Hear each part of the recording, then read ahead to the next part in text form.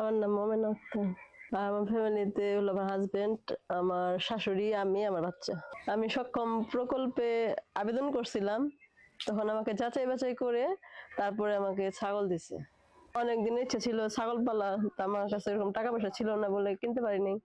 এখন দিছে, সেটা আমি পালন করতেছি। আর ও আবেদন করছিলাম হচ্ছে উমরা কাজল আপার মাধ্যমে। উনি একদিন বললো যে এরকম ছাগলের আবেদন, পরে আমাদের ছাগল আছে দেখে আমাদের ডাকছিল। তো হাজবেন্ড অটো চালায়,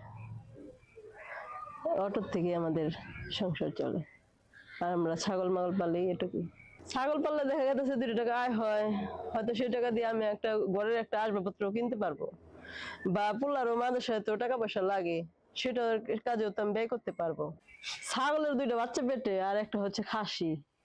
2টা হচ্ছে বড় ছাগল, এখন 2টা এর মধ্যে হইব। আর এখন বিক্রির মতো আর কি নাই। ছাগল সকাল থেকে সন্ধ্যা পর্যন্ত পিছে সময় দেওয়া লাগে।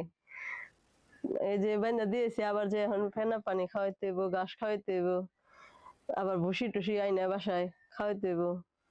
আমার শাশুড়িও ওই যে ঘাস আনে ছাগলের জন্য, ছাগলের বান্ধে খাওয়ায়, আমার সাথে হেল্প করে। আমার ইচ্ছা হয়তো আমি সামনে আর একটু ভালো কিছু করব, ছাগলের একটু বড় ফার্ম দিব। আমি এখন সক্ষম, আলহামদুলিল্লাহ ভালো আছি। আমার জন্য সবাই দোয়া করবেন।